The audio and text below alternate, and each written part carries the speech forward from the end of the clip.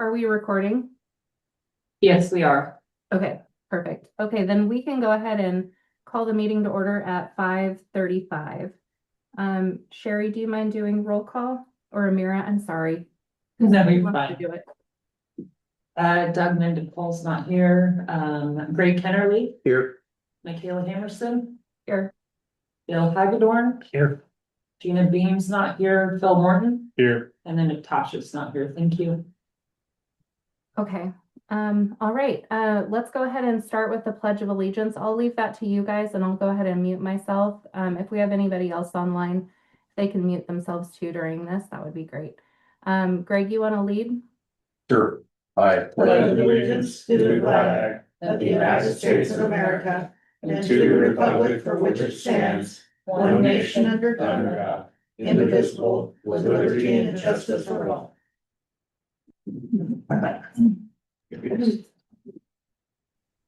All right. Okay, so we'll go ahead and move on to the consent agenda. Has everybody had an opportunity to read the prior minutes? Yes. Yes. All right, any changes on those? All right, if no changes, I would accept a motion to pass the December 15th, 2025 board minutes. Well made. I'll second. All right, I guess you guys can probably record that. Was it Phil who made the motion? Bill and Bill. Okay, thank you. I can't see very well. All right, let's move on to the preventative maintenance report. You guys Did you vote? Oh, I'm do we have- sorry. We Okay. do have to vote. See, I'm out of practice, you guys. All right, all those in favor of accepting the minutes, say aye. Aye. Aye. Opposed? All right, perfect. Let's move on to the preventative maintenance report. Has everybody had an opportunity to review that? Yes. Okay, and did we have anybody presenting on that today? We were Sometimes 100%, we've present. been 100%, since April of 2024. So we had 4 vehicles that were due to go in and we had 4 that were done in the window.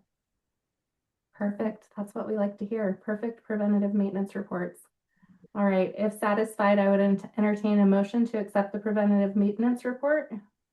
I'll make a motion to accept it. All right, I have a motion and a second.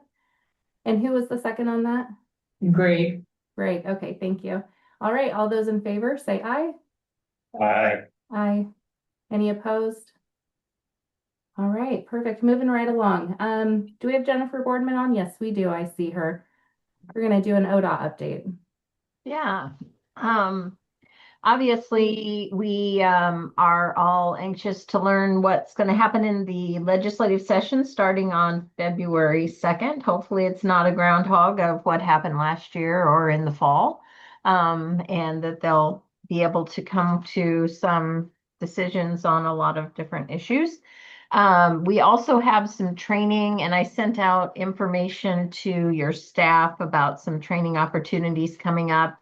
We do have several calls for projects that are going to be happening over the next probably about 9 months. So those are opportunities for funding. And I'm sure that Sherry will be bringing those opportunities forward to you. And one of them, of course, is the STIF, which requires your stiff stack committee to meet. So those will be happening. Those meetings will be happening in the fall to bring that funding forward.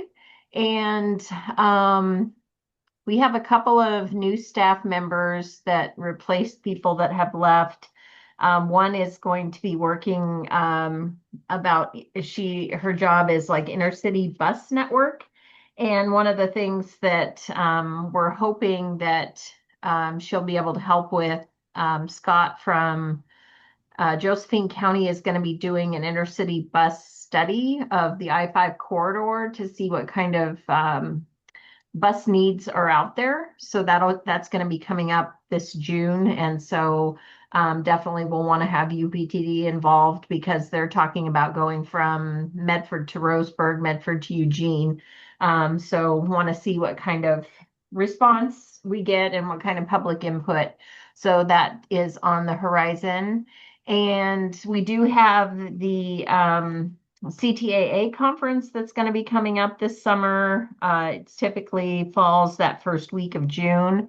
Not 100% sure where it is this year, but I'll have that information at the next meeting because you'll want to put in for that. And then there is a training opportunity for transit leadership. And I talked to Sherry and Andre about that at our meeting last Thursday. So lots of training opportunities. And again, there are scholarships available for those training opportunities. And I think we just have a couple more months of reporting for the compliance. There were a couple items that Sherry has to provide us with information for 180 days. So we're going to be getting close to 60 days, I think, here pretty soon. So not too many more months, and then hopefully we'll be able to close out that report. So that's all I have, unless you have any questions. Awesome. Thank you so much, Jennifer. Will those training opportunities be sent out to the board as well? I can send it to Amira and then she can forward it on to y'all. Perfect. Okay. Thank you very much. Any other questions for Jennifer, you guys? No. Okay, perfect. Let's move on to the financial report. Sherry? Has everybody had a chance to review the financial reports that were in your packet? So at the end of December, our balance sheet has a, to the good, 242,739.43. That, however, does include a couple of accruals for the reimbursements that are expected for Q2. And we have not received those funds yet. So at the end of December, I had to put in an accrual for 212,703 for the section 5310 federal funding that we still hadn't received yet as of the end of December, but is expected to come in. And then $151,000 reimbursement for Q2 for the 5311 funding. As of today, I have received 113,000 of the 5310 funding, which was for Q1. So we finally got that Q1 reimbursement on that federal funding. The 5311 Q1 funding had already been received. So we are still waiting for about 99,000 in section in 5310 funding, and still the 151,000 in the 5311. I did see today, Jennifer, that it looks like the financial people at ODOT pushed the 5310 through. And then we are still waiting for our Q3, the balance of our STIF funding, the big portion, the payroll-based funding, which is about 402,000. So I have not gotten that in yet either. So without all of the reimbursements coming in, we would have had a shortfall of 121,000, but we got the 113 in today. So as of today, we're still have a shortfall of 8K. But when we get the rest of the reimbursements, and we will be back up to the 242,000 to the good. When's that gonna happen? I'm expecting probably to see maybe the 5310 by the end of the week, and then I don't know about the 5311 yet. That's the 151K. I've seen it. I've seen that like Jennifer and whoever Jennifer is above Jennifer has approved it, but I don't see that the financial people have pushed it through for payment just yet. So I expect maybe in the next 2 weeks to see the other 151,000, but I think we'll get the 99 and the STIF funding by the end of this week, which will put us, good for getting through the rest of this quarter. So I have one question. Just in terms of the president made an announcement that sanctuary cities are not going to be receiving any funds as of February 1st. Do we expect an impact to our funding? I mean, obviously we're outside of Portland, but Oregon could be impacted by that. Do we expect any impact to our funding?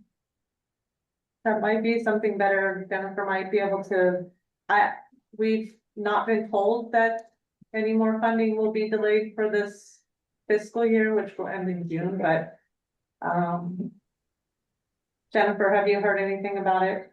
No, I have not.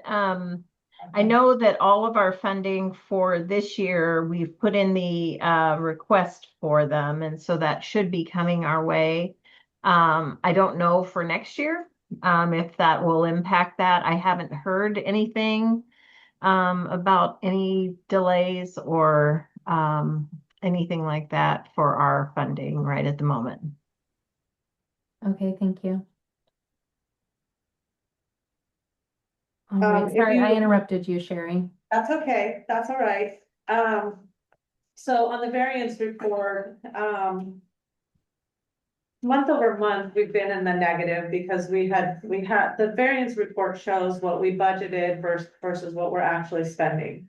And so what we budgeted in income, we've had a major shortfall. We've had a $368,000 shortfall in income so far from July through December. What we budgeted in expenses and what we spent in expenses, we actually saved $398,000. So we're actually to the good, which makes me feel very good because we were in the negative July, August, September, October, and then November was a little better. It was still in the negative, but I could see where the flip was happening, where the savings was finally outweighing the shortfall. So I think that we're, headed in a really good direction that way. So our savings versus our shortfall on our income, we actually we're 29,000 to the good. So I think month over month, we'll continue to see the savings adding up. And then hopefully now with our funding that we'll start rolling in and we'll start seeing a change, hopefully. If we don't see any more funding delays, which we're not anticipating, so. Does anybody have any more questions about the financials? No. So you think we're gonna be okay then through the quarter then? I think we'll be okay through the quarter. So, in the general manager report, I also, kind of gave some projections. And, I still think that we need to consider eliminating an administrative position. I still don't feel confident in the savings that we have. And if we want to start building any kind of reserve and start that process, I think that we still should possibly, eliminate an administrative position. So, that might be coming down the way. You still have somebody out on leave, We do, you're maintaining it without anything. yes. Yeah. Operations have been functioning, business as usual. And so at the end of March, if we continued on with the existing staff, with all of the existing staff, and the staff not having to continue on with the furlough through the end of the year. So the first scenario you see, it only has like a $1,600 to the good by the end of March. That is without the reimbursements for Q3, which would roll in, sometime in June, well, no, in April, May to June-ish. And then we would be okay, but without those reimbursements, we would be about 1,700 to the good. That would include possibly repayment of the furloughs of the people, of the administrative staff that have taken the furloughs from September through December. Scenario number 2 would be eliminating that admin position, which would give us about a $15,000 savings at the same time frame. So we'd have about a, $14,000 savings because it would only be for a short period of time that admin position might be eliminated. And then if you see the projections under, there's one that says projections April through June with the elimination of an administrative position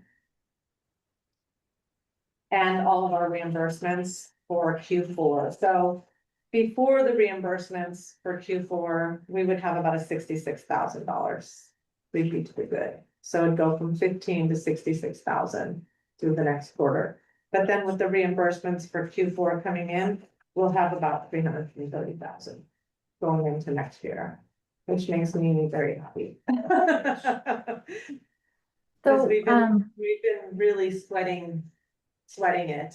But that's as long as our funding stays intact and we continue to at least get the state funding that's we're protecting.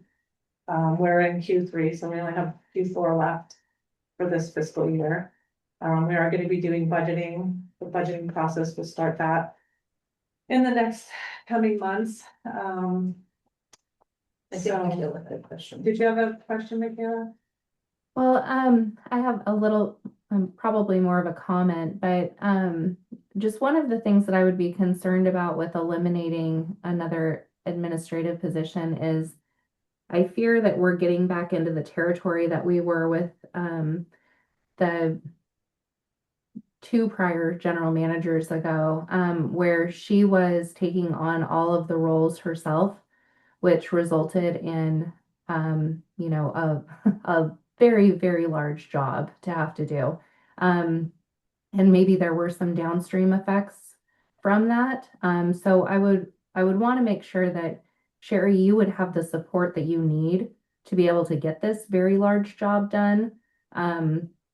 I don't know if we could maybe look at maybe a part-time position or something that would still allow you to have some assistance. I wouldn't want you to take on too much on your own.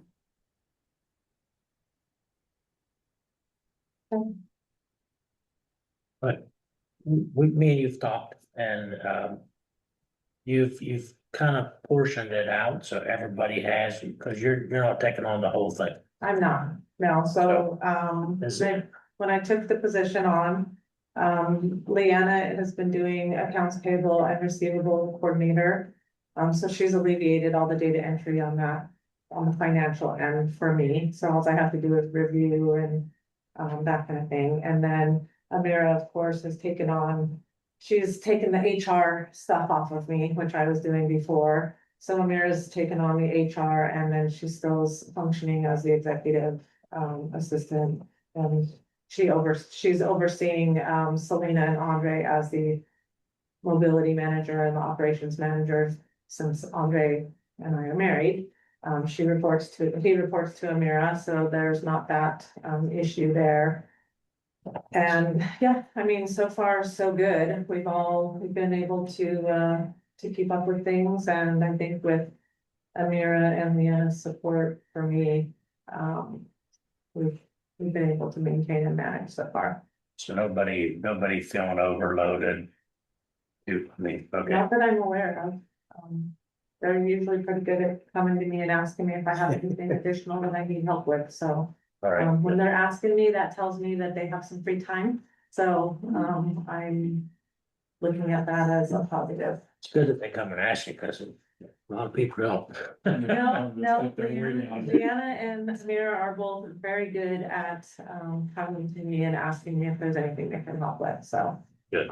They pretty much will take on whatever I ask them. Sound like you got it under control. Yep, and then Andre and Nikia is his, administrative, I mean, they work hand in hand, but, they deal with the administrative part, and then Leanna works part-time for them as well, so she's part-time with me and part-time downstairs. Her role just kind of overlaps, so, she's still here to, provide some assistance to them as well. And then Selena has her group of, folks in the call center. She has her lead that helps her out with her administrative stuff. But Leanna and Amira, will pretty much do that. So I'm thankful for that. Okay. On that topic of the restructure, have we run that reporting situation through, I can't remember what it's called, the HR program that we use, or through SDAO, just to make sure that we've covered any potential conflicts of interest? Yes, I have spoken with SDAO at length about all of that. Okay, just to And ensure there's maybe I don't even know what it would look like, but some sort of reporting relationship where, it wouldn't put any of us in a, compromised situation, obviously. right, well, that's why we have Selena and Andre are reporting to Amira as HR. So that there's not that, I have no oversight over, I mean, I do, just in the fact that I make sure that we're staying in compliance with stuff, but if there was any personnel issues, it would go to Amira. And then Amira could either talk with the board about it, since he's my husband. She could get guidance from you guys, and you guys could, yeah. And I would stay out of that. Do we have any policy that's been accepted that says anything like that? No, other than just the chain of command. I don't know that we have any real HR policies. We could. I we would could have to go create- back and look. It's been a while since I looked through all of that We packet. we but- don't have anything in the way of, that speaks specifically to that, no. Okay. We may want to look at that for potentially for the next meeting. Okay, I will leave that to Gina since she's the chair. All right. Did you have anything else on your manager report that you wanted to cover? see it. Yes. The charging stations, so the charging stations, we did put them on the auction for 3 weeks. We had a bunch of people that were actually watching it, but we didn't have any bids. So, I talked with the gal at Gov Deals, and she said that we could run it for like another 2-week period and see if, anybody would maybe bite on it this time. She also suggested that we maybe lower the starting price, and she said that even if we lower the price, we still maintain full control over the bid acceptance. So even if we put it down at like, say, 135, if someone offered 135, we're still in full control. We don't have to accept any offers if we don't want to. But if we do, then good, then we do. She just recommended that we start it a little lower to maybe entice people to put a bid in, because if someone bids, say 100,000, then someone else might go, oh, I'll offer 105, and then it starts the bidding wars. And then if they got close to our minimum, then we could discuss it and decide whether we're gonna accept the bid or not accept the bid. So that would be something that I would need the board to weigh in on tonight if you We want. got it at 150 now, We right? have it at 150 now. We had probably 16 people that were actually watching it. And we had a bunch of people that actually looked at them, so, probably 30 some people that actually looked at it, maybe even more. And then we had like 16 that were watching it, but we ended up at the end not having any bids, so. So are you Uh, looking for a motion right here for us to approve a starting bid at 135,000? So my recommendation was just to maybe reduce each charging station by 5,000, which would be 15,000 in total, and start at 135, and then see if we could get anybody to actually bid at the 135. If we don't, then, we could come back next month and talk about it again, or we could run it again for 2 more weeks at 135. I could do it at 150 for 2 weeks, and then if you guys wanna lower it to 135, we could lower it. And Well, let's see if there's a motion out there and then we can discuss it. If Okay. anybody wants to make that motion. I would like to make a motion that we try it for 2 more weeks for 150, and then if it doesn't sell, then move it down to 135. okay, All right, I have a motion to move it down to 135 after 2 weeks. I'll second that. Okay, Greg seconded. All those, or I'm sorry, is there any discussion on that? So, Sold. All right, perfect. All those in favor say aye. I, Any opposed? All right, you got your 135 in 2 weeks. Okay, so I'll start that tomorrow then. And then before we move forward, we didn't vote on the financial report. Oh, we did move past that. You are right. Well, I don't think we have to. Do we need to accept it? I'm not gonna put that. Is there anything got- to accept in there? We typically, I think we have been voting on it, Yeah, that so makes sense. we can just go back to that if you want to. Oh, I'd I like to lost make it in here. What number is it? Let's see. 6.1, right? Yep, I think we just moved straight into the financial report from the Yeah. manager's report from financial. Yeah. Okay, perfect. We'll move back to that, item 6.1. I will entertain a motion to approve the December 2025 financial report. I'd like to make a motion to accept it as written. All right, I have a motion. Do I have a second? Second. Greg. Okay. All those in favor, say aye. Aye. Aye. Opposed? All right, passes unanimously. Okay, now we're I going, can go are we back. I still still have a in the couple manager things on report? I have a couple things on the general manager report still. Perfect, yep, okay. So, as far as the RLS audit, 2310, remains open, and I think that the executive committee, was talking about being an their own investigative type, stuff. ODOT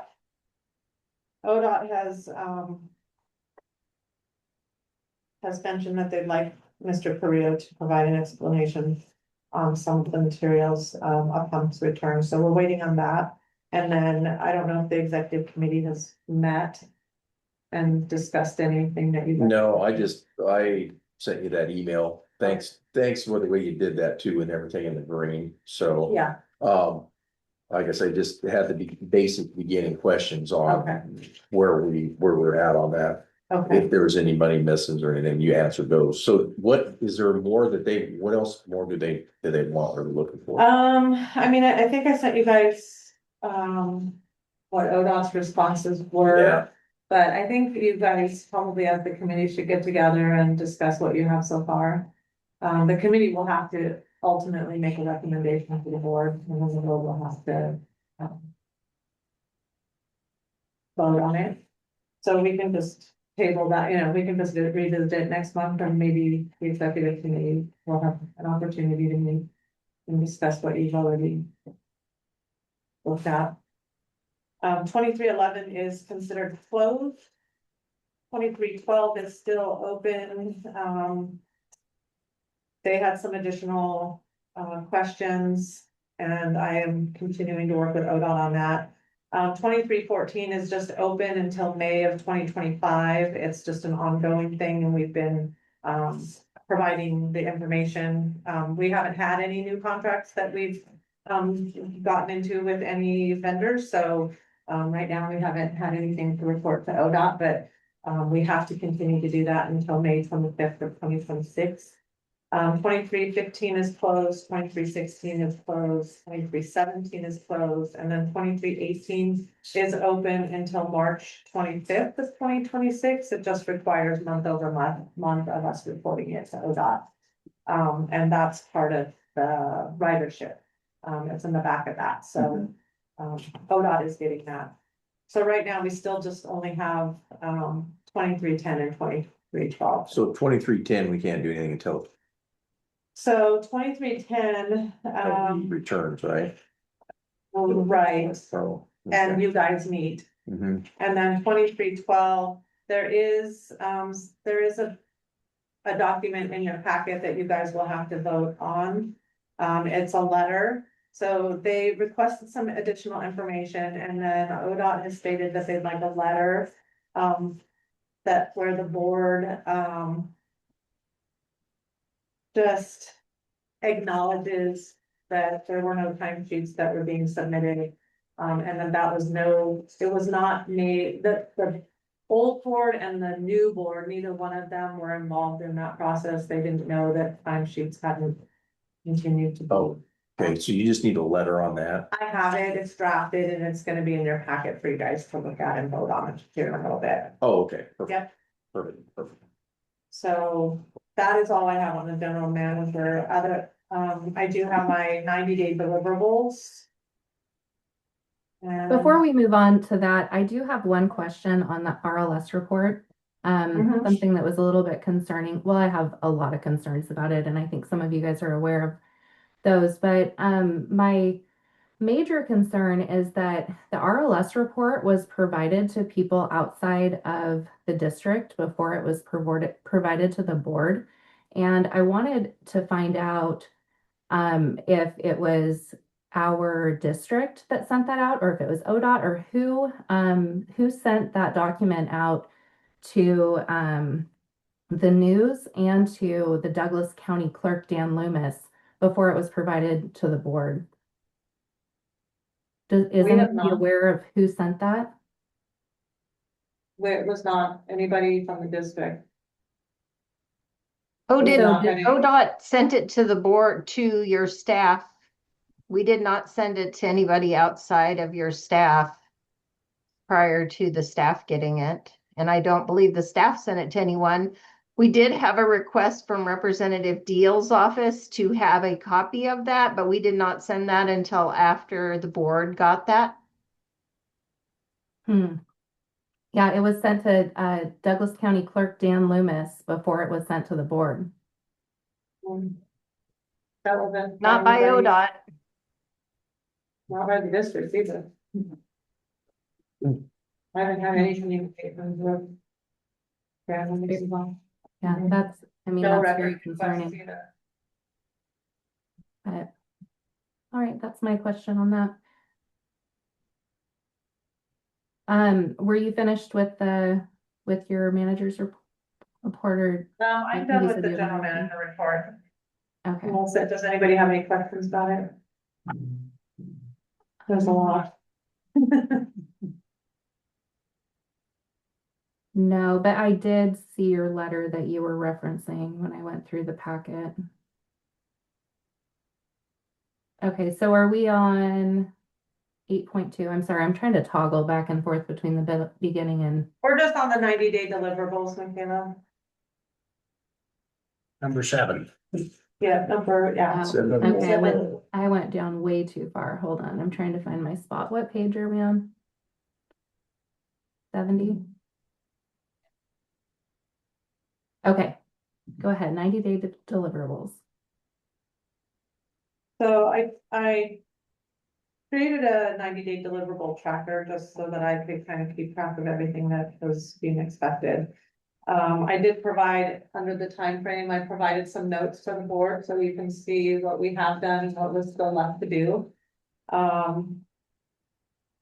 As of today, I have interviewed 6 of the 7 board members, and I still have 1 that is left, that I have not interviewed. And on the number 2, we have met with, the Kennyville and Sutherland mayors. We've also met with the Myrtle Creek mayor. The Myrtle Creek mayor, we just met with him last week.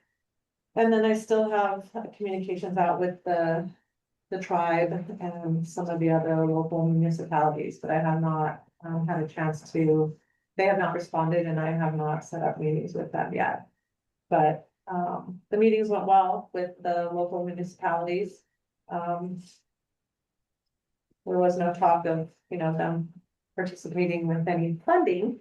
But has been some communication with them about partnering with them, and the staff is looking at reviewing our current routes and determining if there's a more efficient way and how can we get some services maybe back to South County. So we are in the process of doing that. We don't have anything specific yet. I'm hoping by the February meeting, we might have some ideas to bring to the board. But we are talking with Myrtle Creek, Canyonville. And well, Sutherland's not South County, but Myrtle Creek and Canyonville. I mean, Canyonville really only has about 4 riders a day. From what we could see on our ridership, we can see where people are being picked up and where they're disembarking in Canyonville, and it equates to about 4 people a day. Myrtle Creek has between 15 and 20 people a day that were boarding and disembarking there. Some of those people were getting on in Myrtle Creek and getting off in Myrtle Creek. They're just getting from one end of Myrtle Creek to another, but some are actually coming all the way into Roseburg and then getting on, the Roseburg routes to go somewhere else, maybe UCC, things like that. So, we are looking at some other options, and I'm hoping we'll have something to report back to the board next month. Number 3 is kind of an ongoing thing. It's just to find the 90-day cash flow forecast. So I will be continuing to provide that in my financial reports every month. Also, the financial report with the variance analysis, that's always in your financial report as well. So that'll just be ongoing. The number 5, we had our financial audit.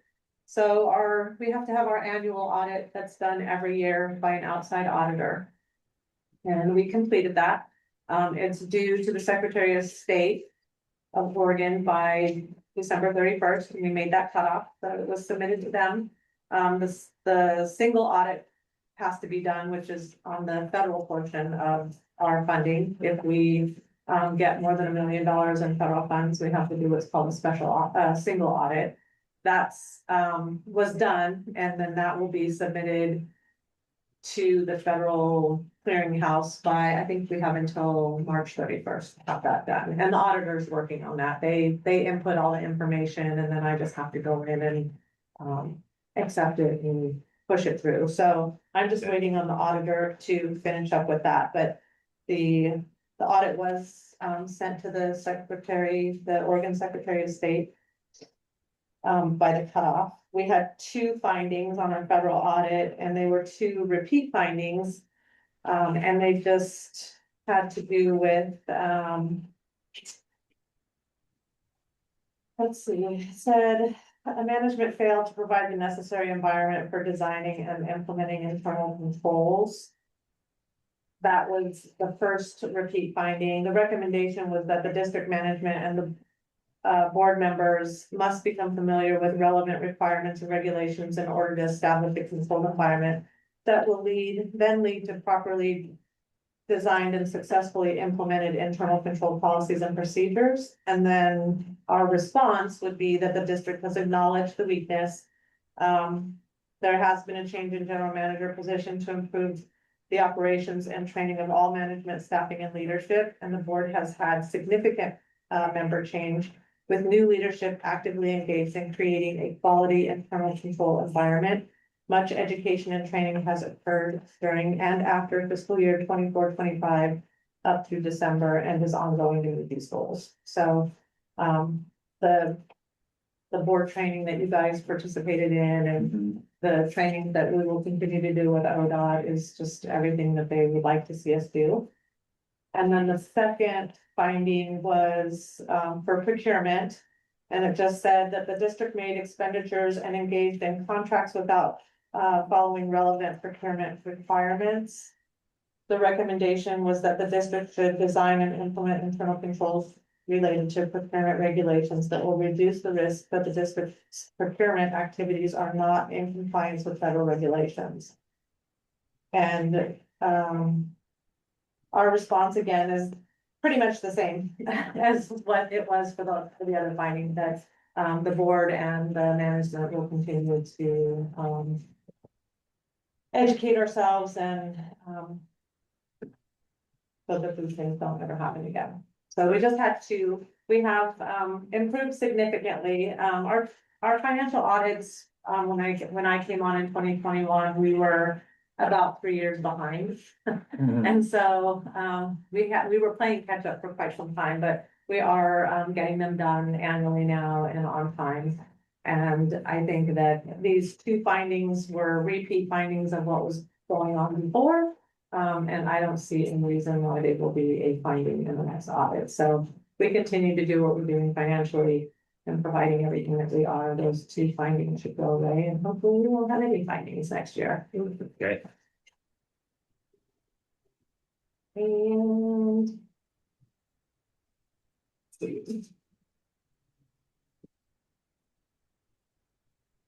Number 6, let's see, the NTD report, was submitted on time. We had some corrections, or some not actually corrections, they're just, they come back with corrections.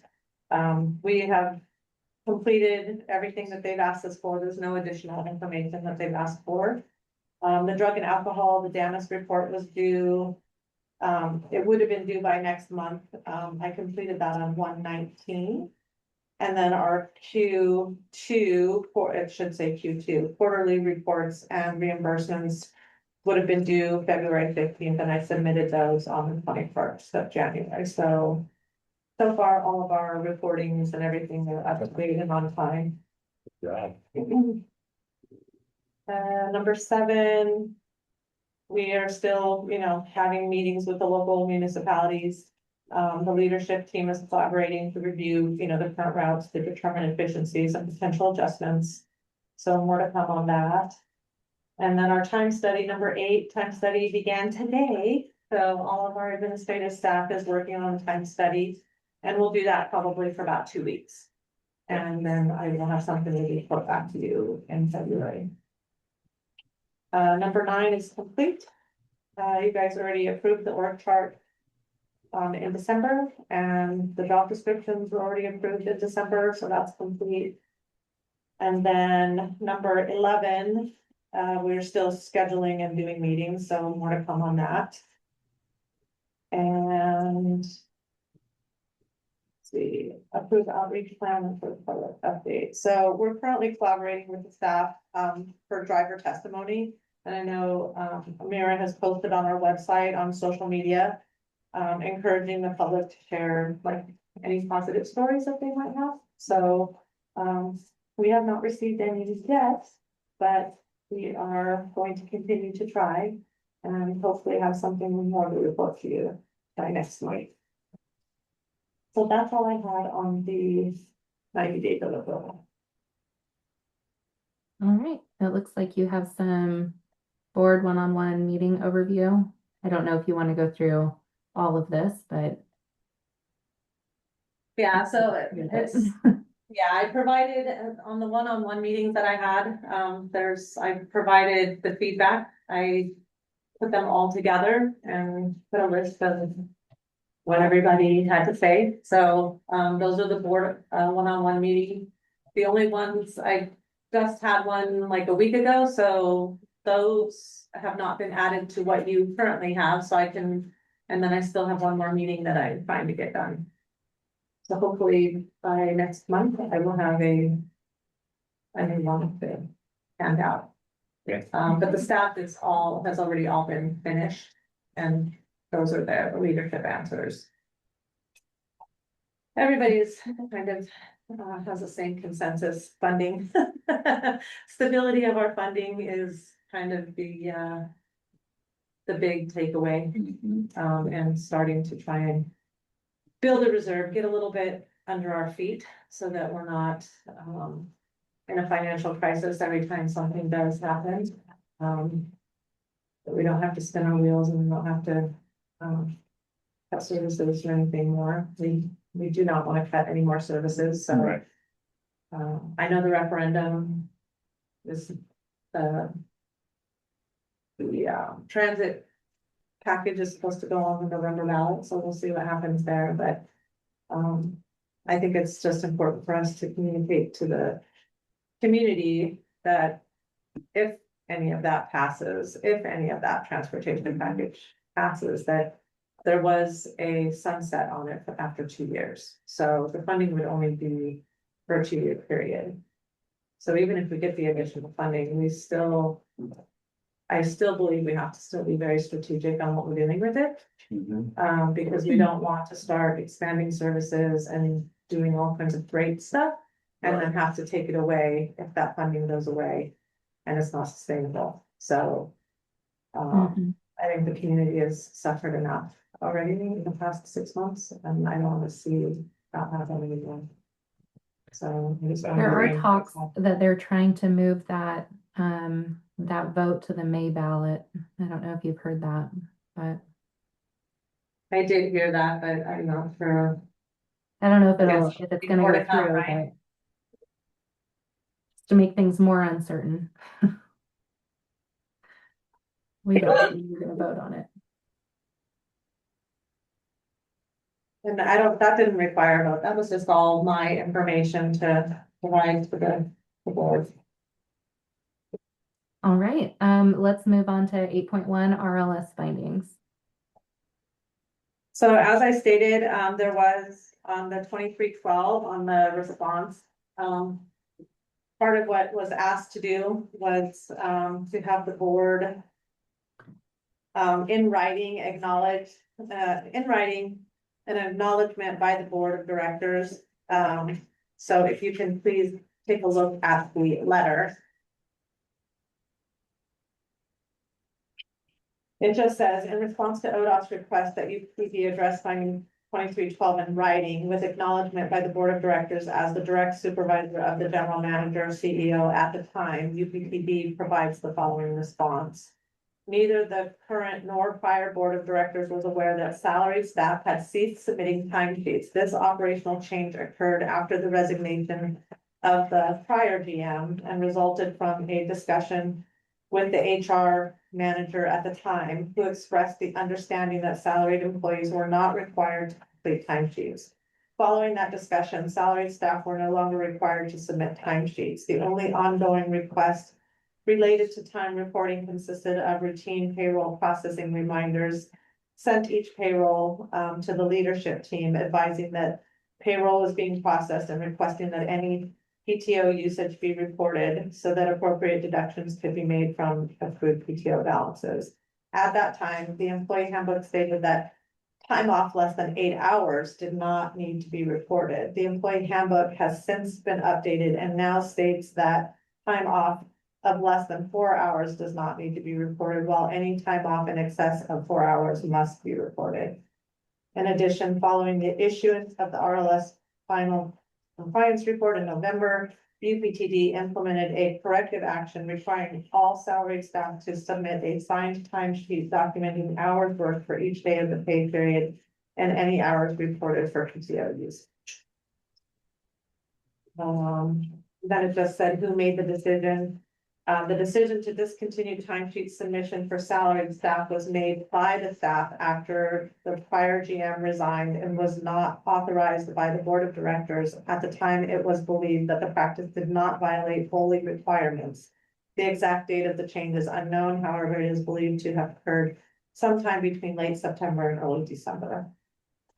And then it just said, are salaried employees now required to submit timesheets? Yes, all salaried employees are now required to sign and submit timesheets documenting hours worked for each day of the pay period. These time cards are submitted to the payroll processor and are retained with official payroll records in accordance with compliance requirements.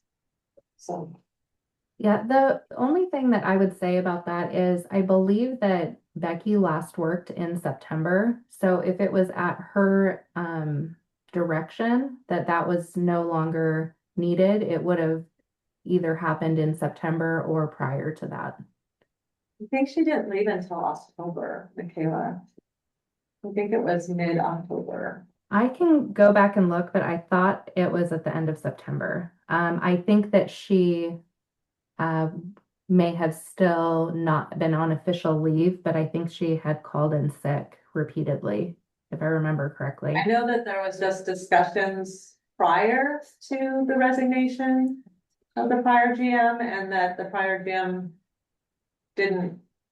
wasn't in agreement with it, but it happened sometime after the GM resigned, like on the 14th, I think, of September. So it happened sometime after that. And I'd have to go back and really try to figure out. Do we have a record of the timesheets? Like, can we go back and look and see when the last timesheet was submitted? I can go back in and see when the last time we weren't submitting timesheets even, we were just going in and putting our time in ADP, just like going in and entering it. So I could go back and look at those time records, but it's still just, it happened sometime between September and I think like December sometime. Yeah, I think it matters because number one, we didn't have a general manager or CEO. during part of that time period. And so we didn't have, the board isn't supposed to get involved in, personnel issues and those sorts of things. So we didn't have direct oversight during that time, which I think is obviously, not the greatest situation, but it is what it is, back when that happened. But I would like us to go back maybe and check and see when that last time card was submitted, because it seems like we should have an indication of when it stopped, just based off of whenever the last time card was submitted. I can go in and look, I can provide that at the next meeting. I just know that the board nor the old board and the new, I mean, of course, the new board, but the old board was never consulted about it. It was just a discussion that was had with the leadership team, and then Mhm. we just quit. So, Okay. Okay, other than that, I mean, I'm fine with the letter, other than, we don't have direct knowledge of some of these things. These are things that you are telling us. And I like that it starts out with neither the current board of directors was aware that salaried staff had ceased submitting timesheets. I mean, we don't know any of this except for the fact that you're telling us this right now. right, and that's just what ODOT asked, that you guys just. We draw the letter, and then you guys just acknowledge that it happened and that you guys weren't aware of it. And we move on. Now we are doing it, so. Nobody thought that none of us thought that we were breaking any BOLI laws. By the salaried employees not filling out time records. So Perfect. that was the understanding. Okay. All right, do we require any action on this one right now? I think that yeah, we do, and then we'll have to have Gina sign off as the board chair. Okay. Are we okay with making that change before submitting this over to ODOT? Making which change? Just finding that actual date of when Oh, time cards if stop that, I being mean, submitted? someone can make a motion to find out the exact date. You can make a motion to amend the letter, and then within requesting that, and then I can make that, I can go in and look. Go back and dig deeper. Okay, is there a motion to amend this letter? Or I think this. I mean, I'll make that motion. Yeah, I'll second it. All right, perfect. We have a motion to then accept this letter with the modification of just entering in the correct date for the last time card that was submitted. All those in favor, say aye. Aye. Those opposed, say nay.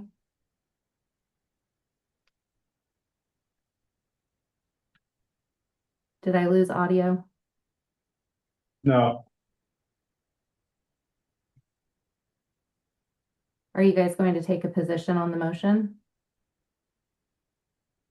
Well, Jeff said. What'd you say, Michaela? Everyone said A.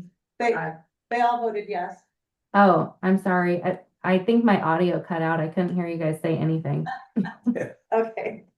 There was 4 yes, 3 absent. Okay, perfect. Thank you very much. Okay, what are we on? 8.3? Yeah. Financial audit report. And this is Sherry again. Yep, this was just information only. It was the entire, it's a very long document, but it was the entire audit from the auditor.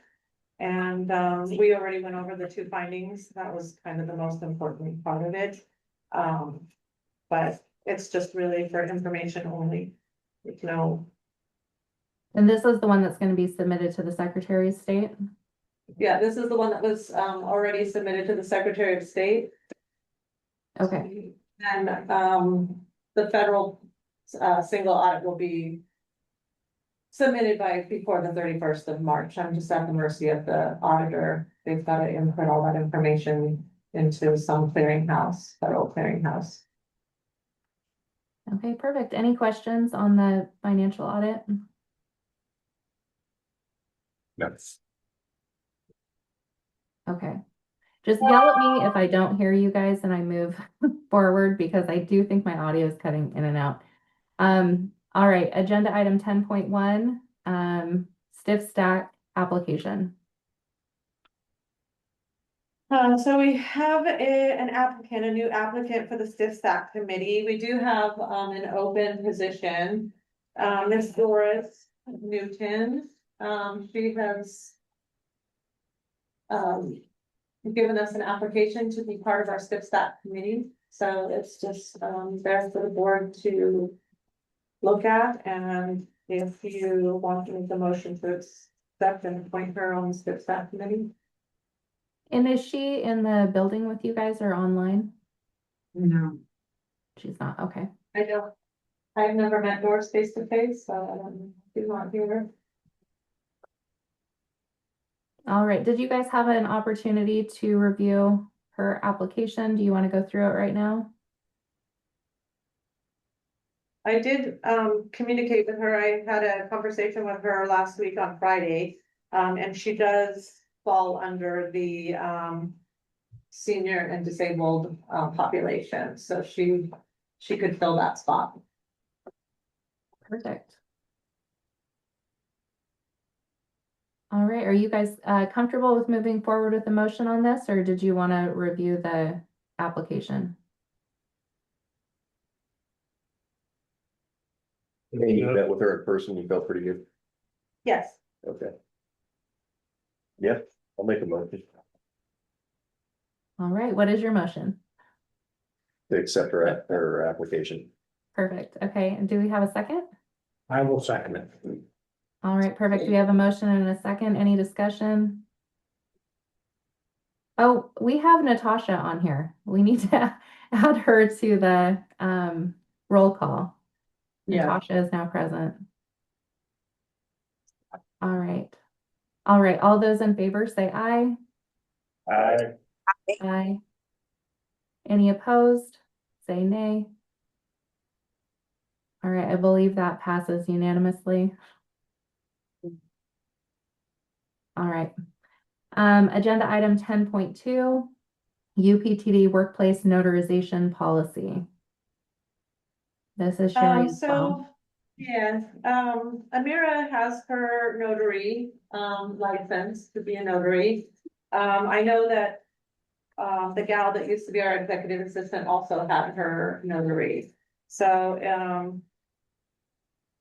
I would like, we did talk to HR Answers and FBAO to find out that if Amira is doing notary for the district, if we needed to have a policy put in place. They did not say that we really required a policy, but we did just create one just to have it. So we would like for the board to review it, and if satisfied, make this a policy for UPTD so that Amira can do, swear in our new board members, or do any other notary. Yeah, I think that would be awesome to have a notary on site. But I Yes. do have one question. I did read through this ahead of the meeting. Errors and omissions insurance is required. Is that something that the district will provide, or is that something that we're expecting Amira to provide on her own? So, for us, for the district, we don't need to have any additional insurance or anything, Mhm. for her doing, district business. If she does, notary on her own time, that would be something she would carry her own insurance to do her own, notary services outside of UPTD. Okay. Is that the 6.23 and 6.22? So This is 10.2. Yeah, on the, No, I on the mean, policy, it's 6.2. yeah, the policy. errors and Yeah. omissions. Okay, Since this impacts Amira, is it okay if we hear if she has any questions or concerns about it? Thank you. I've done my research and I've been, working with Sherry and then she has, emailed me, responses back from HR and answers. So I'm pretty clear on what needs to happen and primarily I'll just be notarizing for FTD. So we should be good to go. And I officially got my stamp the other day in my journal, so it's official. Congratulations, that's really cool. Thank you. Yeah. Okay, any other questions on this? Do we need to vote on that? I do believe we need to vote on this, You yeah. need to vote on, accepting the policy. Yeah. I will make a motion that we accept the policy as written. All right, we have a Second. motion. Do we have a second? We have a second. Second. All right, any further discussion? All right, all those in favor say aye. Any Aye. opposed, say nay. Oh, sorry, Natasha. We, just an FYI, UHI has a notary on site and it changes things. It's amazing. Yeah, I know we haven't had them show up before, and it's caused problems like delays. You have to wait a whole other month for a notary, so it's great to have one on site. Yeah, it was pretty inexpensive, so I just told Amira to go ahead and take the courses, and I just think it would be a benefit for using TV to have their own notary. Yeah, It's more than the course. Yeah. True. Yeah. that's amazing. All right, item 10.3, drug and alcohol policy. So we just have a couple of changes to this, it looks like. We do, mostly the drug and alcohol changes were just, Staff related to, titles. So that was really it. None of the verbiage changed, so it's still in compliance with what, RLS requires for our drug and alcohol program. It's the template that comes straight from them. Mm-hmm. And so it was just the last couple pages, there was just some, with the new organization chart. And a new date. Yeah, the new dates. Yep. Yep, nothing substantial there. I'm comfortable with those changes. Does anybody else have any questions? Mm-mm. All right, do we have a motion to accept the drug and alcohol policy? Yeah, make a motion to accept the drug and alcohol policy. All right, we have a motion. Is there a second? Second. All right, do we have a motion and a second? Any discussion? All right, all those in favor say aye. Aye. Aye. Any opposed? All right, that passes unanimously. Okay, item 11.1. 11.1 is for, information only. It's our ridership numbers. So I'm here to answer any questions if you have them. Our ridership, of course, has decreased based on the route cuts that we've had to make. So that's really what's driving, the decrease in ridership. I do like the visual changes on this report. This is nice. It's easy I'm to sorry, read. what was that? The visual changes on the report, it's easier to read, I think. Yeah, Crystal, changed it up and brought it to me and I liked it. I thought it looked a lot easier for me to read, so I know it's gotta look easier for you guys to read. Yeah, I like it. On our demand response, our paratransits, has increased in our dial ride, unfortunately decreases. Paratransit is a guaranteed ride and dial ride is a space available only, so unfortunately, they get bumped if the paratransit, the qualified person falls in. Yeah. So that's what, and then we have had, we've had one driver that's been out since last year with an injury, came back. And ended up in a bad accident here. We reported that, I think, last time, and so he's still been out, but. And then we had another driver that's. Had some health issues, so he has not been able to return either, so we've been down 1.5 drivers, and we just brought one of our, fixed route drivers that we had to lay off. We brought him back. He was okay with driving demand response, so we just brought him back to kind of fill the gap so that we can provide more rides, more data rides. Well, that worked out well. All right,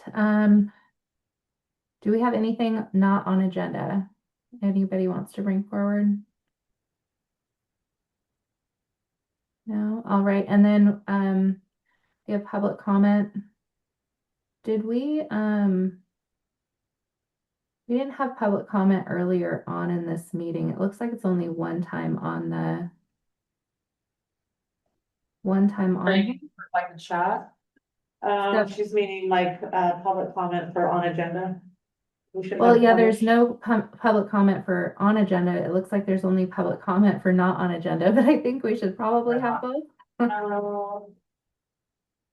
She's got the public comment for not on agenda, but not, there was nothing for public comment on agenda, so we should probably address that.